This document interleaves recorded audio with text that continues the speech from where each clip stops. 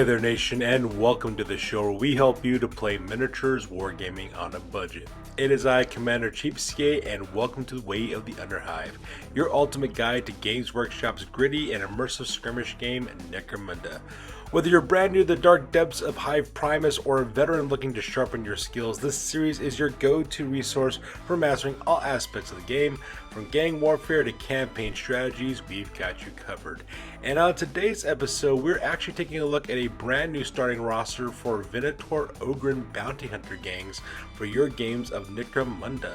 So for those of you guys who are brand new to the show, we actually are taking a look at the brand new Necromunda Apocrypha supplement known as Bone Dry and Broke. It is actually a free to download supplement from the Games Workshop's Warhammer community website that actually updates the Venator gang rules for Necromunda. The original Venator gang rules came out in the Book of the Peril back in 2017, which was if I remember correctly, the very first supplement that Games Workshop created for Necromunda. And in that supplement, you could play bounty hunter Venator gangs. Well, now they have been updated now to give you brand new materials that you could use for your gang, including using Ogryns in a gang as well. So the idea behind this, of course, is that I want to build for you the best Ogryn gang for your next campaign. So because I'm going to build this list specifically if you wanted to field an entire gang of bounty hunting Ogryn, and you can compare exactly how this new rule set compares to the old slave Ogryn lists of old, and talk about the benefits of trying out a new Venator Ogryn gang and use that to dominate in your campaigns of Necromunda. Now, because this video will be a little bit more of a deeper dive, I will put timestamps in the description box down below so that we can click and navigate to the part of the video that interests you the most. Also, I've actually made multiple rosters for this video, and the reason why is because a lot of the comments I've been getting have been asking me to actually make 1,000 credit rosters. As of late, I've been making a lot of 2,400 credit rosters for those who might be interested in playing in the Aranthine Succession, but some people have asking for like the lower reduced ones for both Dominion campaigns as well as Ash Waste campaigns. So I actually have both now. So we'll be talking about that specifically as we go through this video today. Alright, so first of all, let's talk about the positives of playing a Venator Ogryn gang. So, with the new update from the Bone Dry and Broke supplement from Necromunda Apocrypha, you can actually now field an entire gang of Ogryn bounty hunters who can be in a Venator gang. And they actually have some really great things they can do about it. And so there actually is a lot of improvements over the old slave Ogryn gangs. Probably one of the best ones, of course, that you can customize your skills for your gangs. For those of you guys who are aware, when you make an Ogryn gang, you actually make a list of 4 different skills that you want to include in your gang, and you rank them from 1 to 4, and then basically you can use those skills in order to act as the skill basis for your fighters in your gang. So you can make a really customized gang with the skills that suit your specific play style, and it can make it very customizable as well. At the same time, you could also use what's known as the Ogryn Gang Legacy for your fighters now. Now the Gang Legacy special rule that used to cost 30 credits for Venators is no longer in effect anymore. You get a much more controlled Gang Legacy in the sense that you can only choose very specific equipment lists from your gangs, but you could still use those legacy gangs for Ogryn specifically. So if you have an Ogryn fighter, you want to take the Ogryn Gang Legacy, that means you can get some of the weapons and equipment and war gear that's available to slave Ogryn gangs and use them for your Ogryn Venators, which is absolutely fantastic. And another great thing that's also positive about the Venators, probably the most important one, is that you have access to the entire trading post. Before, for slave Ogryns, they only had a very limited amount of equipment they could actually use for themselves. But if you take a Venator gang full of Ogryns, you have access to the entire trading post with up to rarity value 11 in order to outfit your entire gang, which is absolutely fantastic. What this does, it opens up the window to make your gang even more customizable than ever before. One of the great hallmarks of a Venator gang is that they were the most customizable gang and most diverse gang that was available for fighters and for players to actually utilize in their campaign settings. And now because of this, it even goes even further with that. Another great benefit and positive of playing a Ogryn Venator gang is that now you have access to group activations. If you were a slave Ogryn player, the only group activation you had was for your leader. Your leader could only do group activations with one other fighter, and your champions couldn't do any group activations at all. But because you are a Venator gang, your leader now has 2 group activations as well as 1 group activation for your champion. So now you can take full advantage of that. At the same time, you don't have to worry about the runaway special rule where if you guys get captured, they give your opponent d6 times 5 credits. So you don't have to worry about that anymore. But probably one of the best things is that they took away the slow learner special rule, which meant that you only halved the amount of experience you would gain per scenario. So now we don't have to worry about that at all.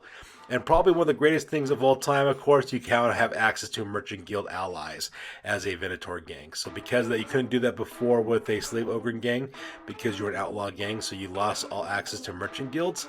But now you can actually have that for your gang, and it opens up a whole window of opportunities for your gang to become even more powerful on the tabletop. Now, along with the positives, there's actually a few negatives of playing a Ogryn Venator list, so let's go and talk about the negatives. They're not very many, but there are a few of them. One of the big things, of course, that your Venators are actually more expensive than normal Slave Ogryns. Slave Ogryns are already expensive enough, and the Venators are even more so. You're looking anywhere between 10 to 15 credits in difference for your fighters, so you do have to worry about that. Another negative is that you do not have access to the muscle skill. The muscle skill tree, of course, was available in the House of Chains for Slave Ogryns. Unfortunately, as a Venator gang, you only get access to the 6 original core skills from the core rulebook. You cannot use house-specific skills, so that part is kind of sad. The reason why that was the case is because the muscle skill Nyarga, which is the most popular of the skill for Ogryns, was that if you could do 3 actions in an activation. So that way, if you got pinned as a Slave Ogryn, you could spend a base simple action to get on your feet, and then do a double action to, of course, do a charge and get into close combat. Now, while you may not have access to the muscle skill tree, it's not that big of a deal, and the reason why is because there are other things you can do to mitigate that to help out your gang. Another big negative, of course, obviously you can't take Lobo Slaves. Lobo Slaves were a great fighter to use for Slave Ogryn gangs because they can never be pinned by enemy fire. So they were really great. You just kind of send them forward to chop up your enemies and never have to worry about them being pinned ever. So unfortunately, you don't have access to Lobo Slaves. But, there are some other benefits you get in exchange, like having the ability to use the entire training pool to get heavy weapons for your gang. So that way you can have more shooting elements in your gang as well. So that's where the trade-off is. And another negative, of course, is that you no longer get the free headbutt skill for your gangers. Originally, normal Slave Ogryns would have a free headbutt skill, which gave them a free close combat attack using the headbutt skill.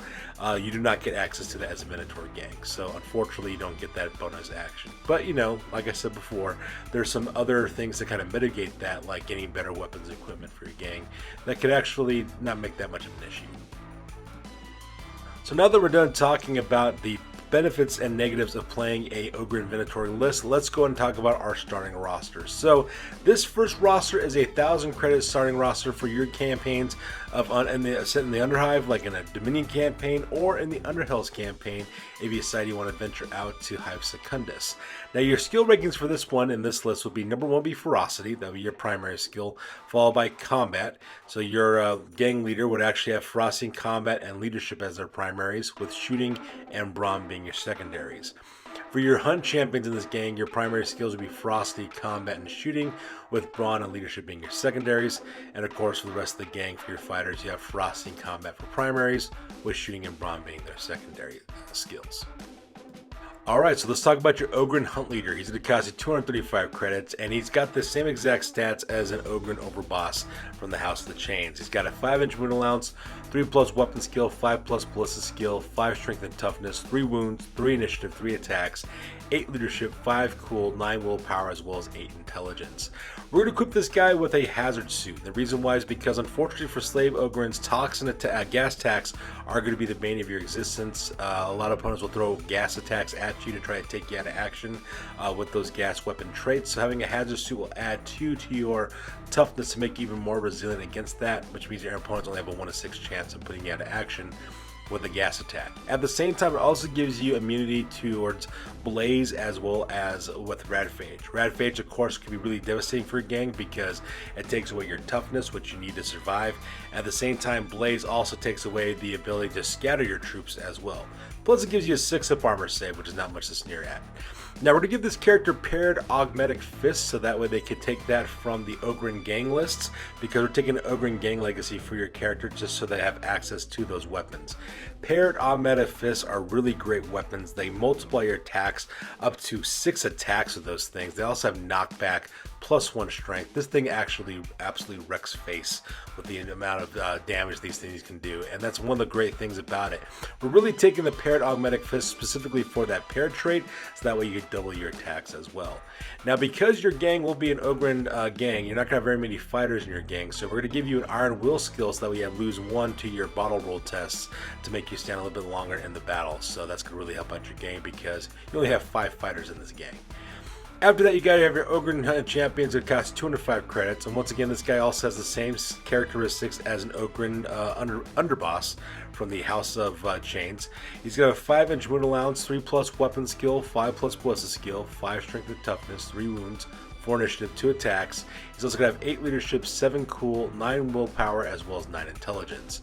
Once again, giving him that hazard suit so that way it's a little bit more survivable with the different gas, toxin, gas, radphage, as well as blaze special rule. And we're giving this guy a storm welder. Now, I know a lot of people say that storm welders aren't really that great, but they're rapid fire 3 weapons with shock. They also have the reckless traits, so you want to put this guy up in front. They're very short range of 12 inches anyways, but they're very powerful, and you get 3 rapid fire dice on those bad boys.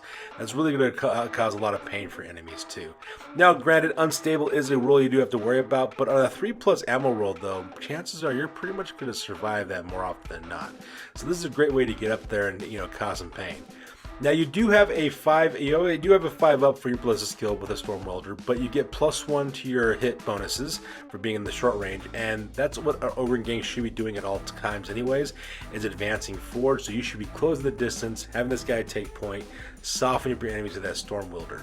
We're also giving this guy the Ogryn gang legacy so that way you get access to this special weapon. And for his skill, we're giving him Nerves of Steel because your opponents are going to be shooting at this guy quite a bit, so pinning might be an option. But they 7-up cool though, he can actually escape pinning 50% of the time. And that's the reason why we're taking that skill, so that way you can mitigate that pinning effect on your fighters. So now that we're done talking about that, let's talk about your Ogryn hunters themselves. These are actually going to be your gang fighters. Now these guys have exactly the same stats as their House of Chains counterpart with 5-inch wound allowance, 4+ weapon skill, 5+ ballistic skill, 5 strength and toughness, 2 wounds, 4 initiative, 2 attacks, 8 leadership, 7 cool, 9 willpower, as well as 9 intelligence.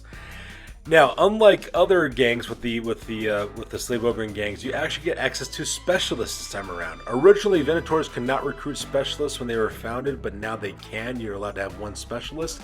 So this guy's going to cost 180 credits. We're giving him hazard suits for that radphage, as well as that blaze and gas attack protection. And we're giving this guy a grenade launcher with frag, as well as crack grenades. Now, granted, his ballistic skill is a 5-up, which isn't that great, but you can always gain experience with this fighter and level up his ballistic skill to make it 4+. Having the ability to lob blast template weapons with frag grenades and using crack grenades against vehicles is extremely important for this gang because you don't really have a lot of shooting options traditionally in a slave Ogryn gang. But because you're a Venator gang though, you actually have access to some really powerful shooting attacks, so might as well get yourself a grenade launcher to kind of help balance out your enemies that way.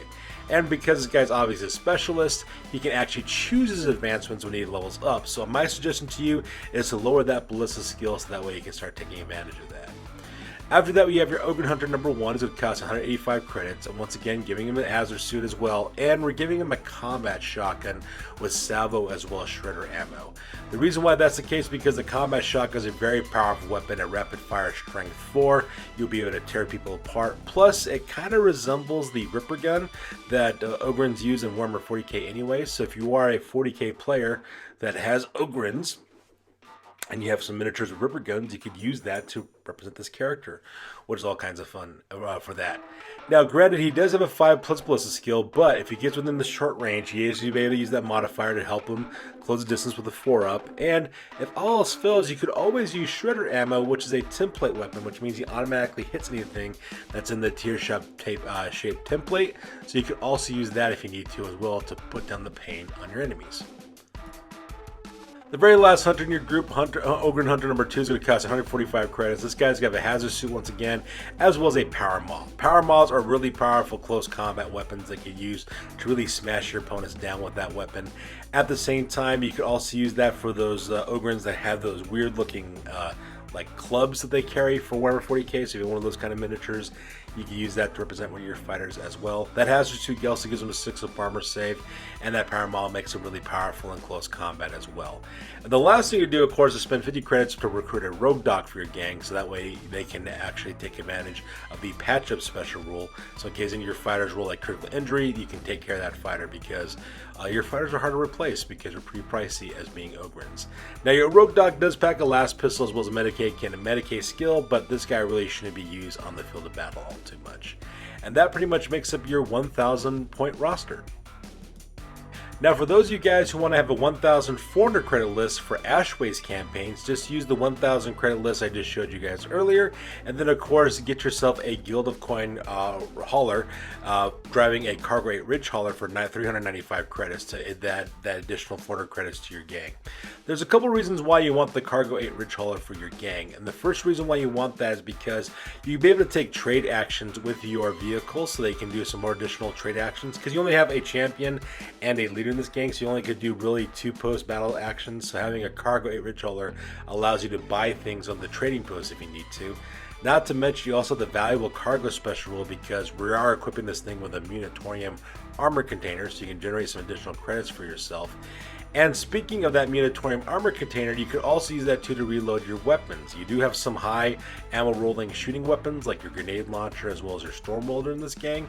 So being able to use that armored container to reload your weapons as well as your grenades could be really helpful for you. Plus you could also upgrade your Cargo 8 Ridge hauler with some heavy stubbers as well, or storm bolters or grenade launchers that could really help out your gang, kind of level the playing field with their shooting attacks.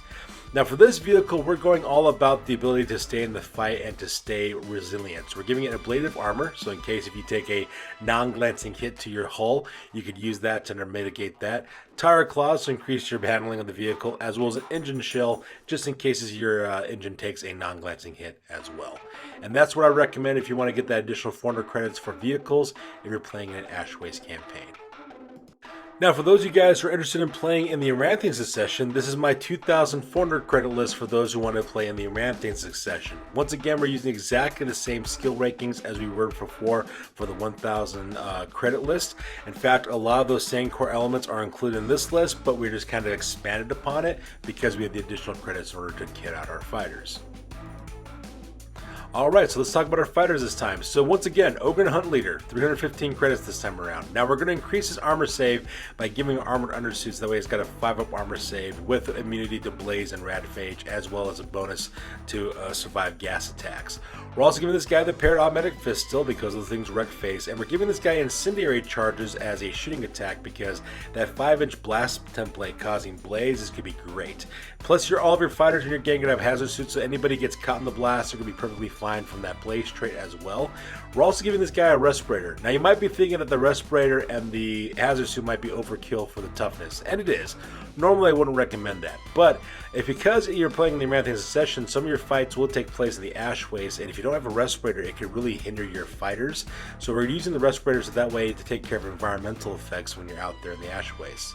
Once again, giving this guy the Ogryn gang legacy, so that way he can still get access to his paired augmented fists, and once again still has the Iron Will skill because you only have 7 fighters in this gang, and you're going to need every fighter to be there in case you have to take a bottle test. Now, Ogryn Hunt Champion number 1 is going to cost 260 credits. Once again, upgrading the armor with armored undersuit to give him a 5-up armor save. Still packing a storm welder as well, but we're giving him a spudjacker as well for a close combat attack. It's a great weapon, kind of basic, but it provides knockback in close combat, and it gives him a little bit more defense in case he gets charged against. Once again, giving him a respirator so that way he can survive and the environmental effects. Still got the Ogryn gang legacy as well as the Nerves of Steel skill. Now, a brand new addition to your gang will be Ogryn Hunt Champion number 2. It's going to cost you 320 credits for this fighter. He's got a hazard suit as well as an armor suit for armored undersuit for that 5-up armor save, as well as immunity to Radphage, as well as Blaze. He's also got that bonus for gas attacks. And we're giving this guy a web gun. And the reason why is because web guns are template weapons, which means you hit somebody with the template, it automatically hits and mitigates the 5+ ballistic skill for this character. Not to mention, web guns are the pwn. They ignore armor, they have strength 5, and it also helps you to capture fighters and put them out of action, which, if you think about it, that's what a Venator gang is all about, is about capturing bounties. This web gun will help you to achieve that. Once again, giving this guy a respirator as well to survive any environmental effects he might run into, and we're giving this guy the hip shooting skill, because remember, our number 3 skill is a primary skill for champions. This is going to make this guy even deadlier with that web gun. He can actually do what's called hip shooting, or basically running guns double action, where basically he moves up to forward twice with his movement allowance, and then he gets to shoot for free. Now, normally when you use that, it's going to give you -1 to hit, with your penalty for your ballista skill, but because he's using a template weapon, it doesn't matter because it automatically hits. This guy will be used to flank your enemies in order to nab them with that web gun and put them down, so that way your other fighters can move in and then take people out of action. So this is going to be one of your most powerful champions in your gang. After that, of course, we have our Ogryn Hunter Specialist. He's coming back again at 295 credits this time. Still got the hazard suit, but we're upgrading his armor with armored undersuit to give him that better armor save. He's still packing a grenade launcher with frag and crack grenade, but now we're going to spend 15 credits to give this guy photon flash grenades. Photon flash grenades are great because if your enemies get caught in that 5-inch blast template, they have to pass an initiative test. If they don't pass an initiative test, they lose their ready marker, which makes them sitting ducks, and that's the reason why we're using this photon flash grenade. You should try to level up this guy's ballistic skill as soon as possible, so that way you can get those photon flash grenades and an even better chance of hitting them with that 4 ballistic skill. Now we're giving this guy also an axe for close combat, as well as a scrap shield, and the reason why is because in case you're using one of those Ogryns from 40k that has a shield as well as a grenade launcher, you can use that for that shield to represent that it's carrying a scrap shield to protect himself. Now that gives you +1 to your armor save, making you armor save 4 when you're doing being attacked against by your enemies. So it kind of helps a little bit in close combat. That's all it really does, but you know, every single bit counts. And an axe, of course, will make him strike back at strength 6, which is absolutely devastating. And you could also potentially disarm your opponent as well. We're also giving this guy photo goggles, and the reason why is because he's got to do longer range shooting with that grenade launcher, so having those photo goggles help him out with the visibility condition rules from being out in the ash wastes. Once again, also giving him a respirator in order to survive those environmental effects, and once again, he's also the gang specialist. Alright, so Ogryn Hunter number 1 is going to cost you 255 credits. Once again, the same kind of fighter from the first list, but we're upgrading a little bit. Giving him an armored undersuit to give him that 5 up armor save. Still packing a combat shock with salvo as well as shredder ammo, but now we're giving him a power knife as well as a stub gun for backup weapons in close combat. You're going to have to move in close in order to get your opponents with that combat shotgun, so you might get charged against, or if you're feeling really lucky, you could charge against an enemy, and a power knife will really come in handy. They'll let you strike at strength 6. At the same time, your opponent cannot parry that attack unless, of course, they have a power weapon of their own. Now, the stub gun, of course, is to give you that one additional attack. It's not much of anything, but it's also a good backup weapon. I suggest getting dum-dum rounds for that weapon as soon as possible. That way you're striking at a strength 4 for backup shooting or in close combat. And once again, giving him a respirator so that way you can survive those environmental effects out in the ash wastes.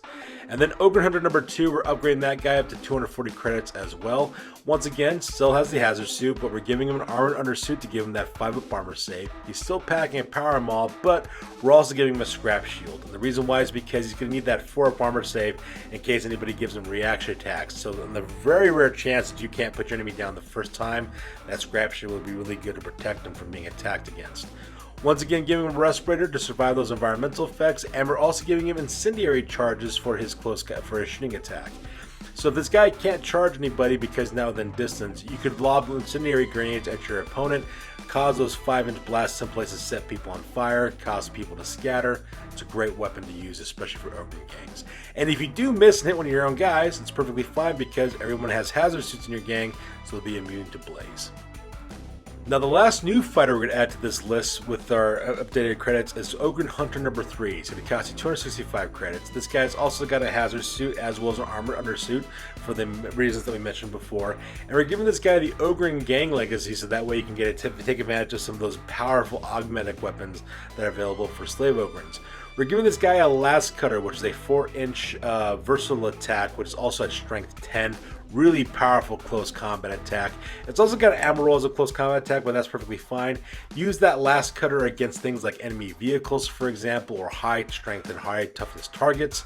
So it'll be a great way to use that. And his other weapon is an arc welder, which gives you blaze close combat attacks as well. Another very powerful weapon that's also high damaging. So this guy is your high damaging close combat guy. You want to send this guy after things like ambots, for example, or enemy vehicles, or other groups that your enemy might be fielding on the battlefield. This guy can totally wreck face with those really high strength attacks and high damaging attacks that he's packing. Now we're also giving this guy a respirator so that way he can handle all environmental conditions out in the ash wastes. And like I said before, we're giving this guy the Ogryn Gang legacy so that way he can get access to those weapons. And then lastly, once again, we're spending 50 credits for Rogue Doc because these fighters are quite expensive. So if anybody gets a critical injury, your Rogue Doc can use the patch-up skill to heal them up. And that's going to make up your fighters for this list. And because, once again, we're taking advantage of the ash waste, we do have our 400 credit limit for our vehicle. Once again, taking that Guild of Coin Hauler at 395 credits with the Cargate Ridge Hauler, we're using exactly the same loadout as in the ash waste list as well, for the exact same reason. The Minotaur armor container can really help out your gang, especially with those high ammo type weapons. So things like if you get specialty ammo later on, you can reload with that Minotaurium armor container. It's going to be really helpful for you with your web gun in case you have a 5-up and you fail that ammo roll. You can then just reload from the armor container as well. And I highly suggest getting heavy weapons for your armor container as soon as possible, so that way you can really lay down the lead and cause some problems for your enemies. And of course, I would be remiss if we did not talk about guild alliances now that you're able to take them as a Venator gang, and this is something that Slave Ogryns could not take advantage of earlier. One of the best guild alliances you could probably make from the Merchant Guild is with the Water Guild. The reason why is because, yes, it's a very powerful delegation with some really good toxin shooting attacks with both the Master Nautican as well as the Siphonite, and you also have that really powerful Subnautican which can just rack face as well. It's pretty much an Ogryn in a diving suit. Is pretty much what he is. But the real reason why you want to take this character is because this alliance is because of the Water Harvest. The Water Harvest special rule will help you to capture more enemy fighters, and as a bounty hunter gang, that pretty much kind of lines up with your narrative of what your gang's all about, and that allows you to help you capture captives, which is going to be really great for you because if your opponent can't rescue their friends, when you sell them, you don't get half the credits like a normal gang would. You get the full amount of credits because you're a Venator bounty hunter gang. That's what you're all about. At the same time, you also get access to a slopper to help you with rerolls for guys who are seriously injured. And on a more personal note, I mean, this delegation looks really cool anyways. Their lore is really neat. The miniatures are really cool if you decide to get the ones from Forge World. So why wouldn't you take this as an alliance? The second best alliance for these guys from the Merchant Guilds is going to be the Iron Guild. I know, this is guns. That's Clarence Boddicker from the RoboCop movie. Anyways, the reason why you want the Iron Guild is because of the guns special rule. So like Clarence Boddicker would say. But anyways, it allows you to subtract D3 times 10 credits from weapons, which could be really helpful for your gang as well, because now that you have access to really powerful shooting attacks and close combat attacks, this could really help out your gang to reduce those prices, especially if you end up recruiting more Slave Ogryns to your gang as the campaign develops. So if you want to do things like get some more powerful Ogryn, Slave Ogryn specific weapons, they're quite expensive, but you can use this to help reduce the price so that way you can equip more of those fighters. Not to mention, having the ability to recruit D3 plus 2 Hive Scum for free is a huge boon for a Slave Ogryn, for an Ogryn gang. Like I said before, but even with the Amaranthian Secession, we only have 7 fighters, only 2 more fighters than the 1,000 list. So you take one loss of guys, you're automatically taking bottle tests. So having Wandering Scum and having them equipped with like last guns or auto guns or however you want to equip them, that gives you potentially up to 5 fighters, anywhere between 3 to 5 fighters on the tabletop that can help you out at all times. And that's always a great thing to have because you could use them as cannon fodder to protect your more valuable Venator Ogryns. So in conclusion, the Bone Dry and Broke supplement can help you create the most unique gangs in Necromunda. Not only do you have access to Ogryns, you also have access to Ratlings as well as Beastmen. And you can actually make a list that is mixed fruit with humans, Ogryns, beastmen, as well as ratlings. So you can make some really cool and unique gangs that no one's ever seen on the tabletop before, and it could be really awesome. This list that I made for you guys is just the tip of the iceberg of all the crazy stuff you could actually put together in your gang, and I'll be of course making more videos about that as the time goes on. And of course, if you end up actually playing on more videos like this in the future, and if you actually plan on using this gang, or you do end up using on the tabletop, let me know how it worked for you. I'm really curious to see exactly how this list performs, because I really like the way that these lists have I've put together, and I really like the way it kind of operates in my head. But it's only on paper right now, and I don't really have the time to actually try this gang out. So if you do end up using it, please let me know. I'd really appreciate it. And of course, if you have any other recommendations for gangs that you want to see on this channel, please leave me a comment and down in the comment box down below.